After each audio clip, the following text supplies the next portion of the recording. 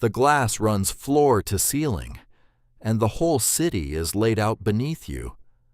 From up here it looks small, a grid of light you used to walk through with nothing in your pockets. You're holding a folded piece of paper, a deed. The building on the corner of a block you crossed 1,000 times as a kid. Head down, hoping nobody asked you for anything, because you had nothing to give. You own that block now. Not all of it, but more of it than anyone down there would believe. The apartments on 5th, the storefronts by the old bus stop.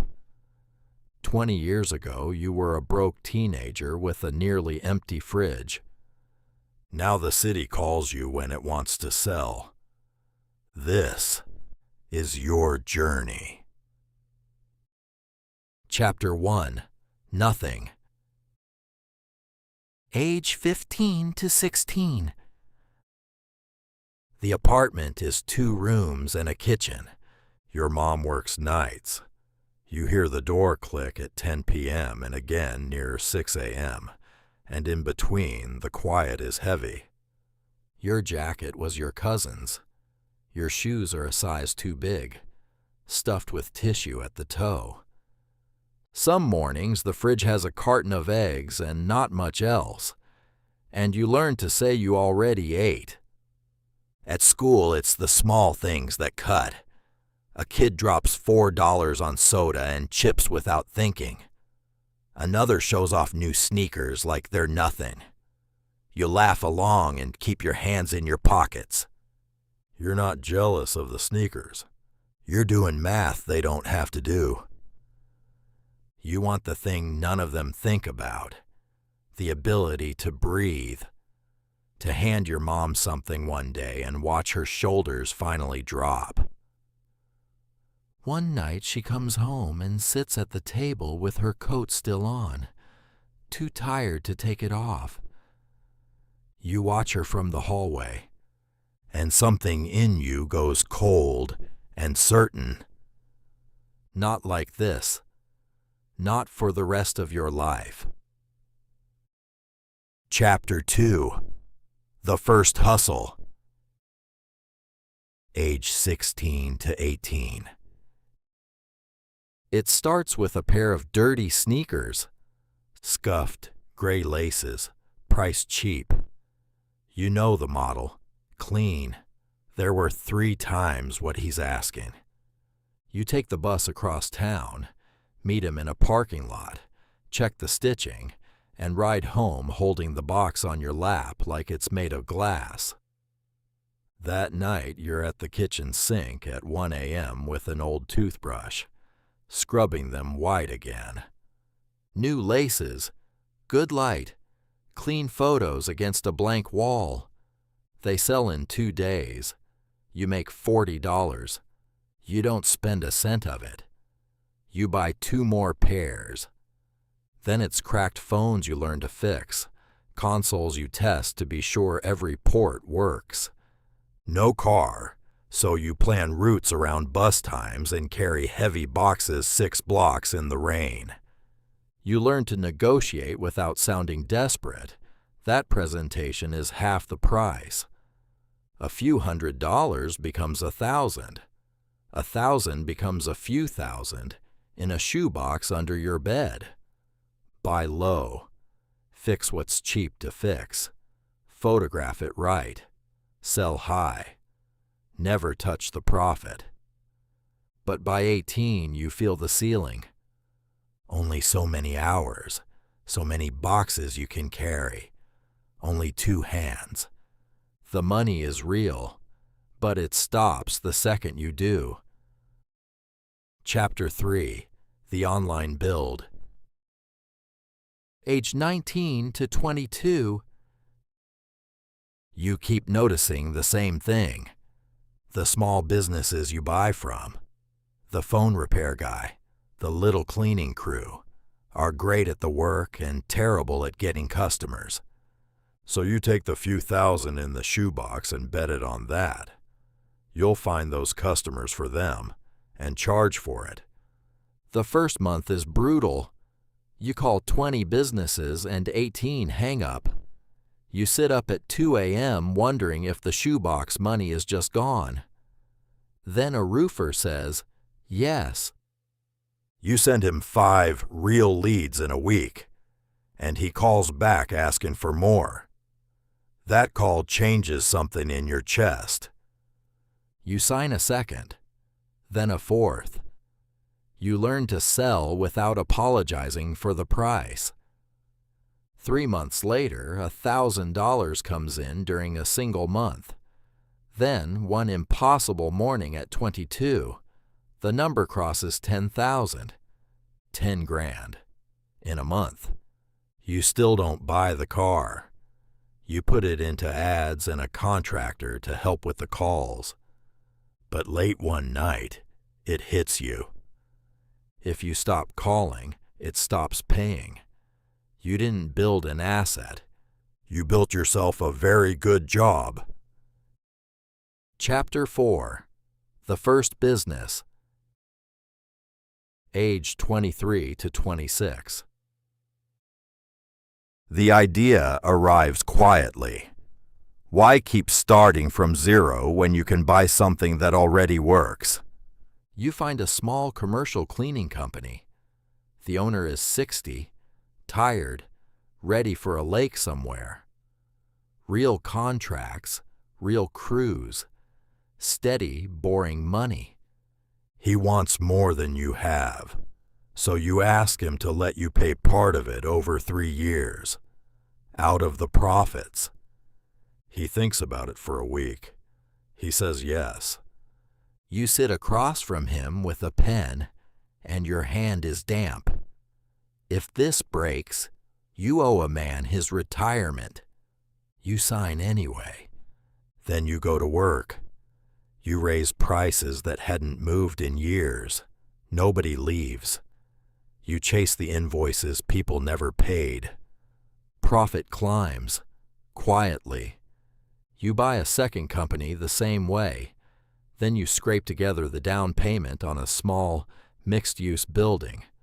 2 apartments over a storefront, 3 blocks from where you grew up. Rent comes in whether you wake up early or not. For the first time, you understand it in your bones. Ownership compounds. And somewhere in there, the confidence turns into something dangerous. Chapter 5. The Near Collapse. Age 27 to 29. The deal looks perfect on paper. A bigger building, a bigger loan, and a promise you make to yourself that you've earned the right to move fast. You barely inspect it. You stretch the debt to its limit. Then the building starts eating you alive. The roof is rotted. The plumbing behind the walls is a disaster the seller buried. Repair bills land like punches. At the same time, your biggest cleaning client, nearly half that company's revenue, walks. The numbers cave in overnight.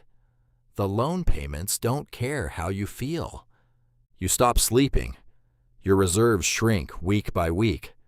Vendors call angry. You do the math on losing all of it. The buildings, the companies, the shoebox that started this. You could walk away. Bankruptcy. Hand back the keys. Nobody would blame you. Instead, you do the hard thing. You call the people you owe and tell them the truth about how bad it is. You sell the second company for less than it's worth to stop the bleeding. You let an experienced operator you'd been too proud to hire help you restructure the debt. There's no miracle, just months of ugly, disciplined survival. And when you finally come up for air, you're not the same builder you were. Chapter 6. The System. Age 30 to 36. You rebuild slower this time. On purpose. You write down rules and don't break them. Never let one client be the whole business. Never buy what you don't fully understand. Never chase a number just because it's big. Then you do the thing that's hardest for someone who clawed up alone. You let go. You hire operators who run the day-to-day better than you ever did and pay them to stay. You build dashboards so you can see every company without touching it. You turn your gut into checklists and financial controls. And you start buying again, carefully. A laundromat, another apartment building, a storefront on a corner you used to walk past. Each one throws off cash. That cash buys the next. Year after year, the thing rolls downhill and grows. You stay invisible. No posting, no flexing, no lifestyle to defend. Eventually, there are too many pieces for one person to hold, so you build a holding company and put division leaders beneath you. And one afternoon, you realize you quietly own parts of the same neighborhoods you once crossed with empty pockets and your head down. Chapter 7. The Whole City. Present day, age 38 to 42. You're back at the glass, the city small beneath you. You don't own every building down there, but you own enough that it stopped feeling like a metaphor. Apartment buildings, commercial blocks, warehouses, a dozen boring companies that print money, hundreds of people who've never met you clock in each morning and keep it all breathing. The number attached to your name has more zeros than the broke kid could have dreamed. You paid off your mom's house first. Then you moved her somewhere quiet and safe and told her she never has to work another night in her life. She cried at the kitchen table again. Different tears this time. That part was worth all of it. But sit here long enough, and the quiet says the rest. You missed birthdays, weddings, whole years of your youth, traded for closings you can barely remember. Friends drifted. Relationships ended waiting for a version of you that was never off the clock. You can't switch off. Even now, part of your mind is running numbers it doesn't need to run. And you've learned to trust almost no one, because when you own this much, you can never quite tell who's there for you and who's there for it. You unfold the deed again, the building on the old corner. You wanted freedom. You built an empire instead. And you wonder, standing above a city that answers when you call, whether you ever really got free, or whether you just gave yourself more that you're terrified to lose. This was your journey.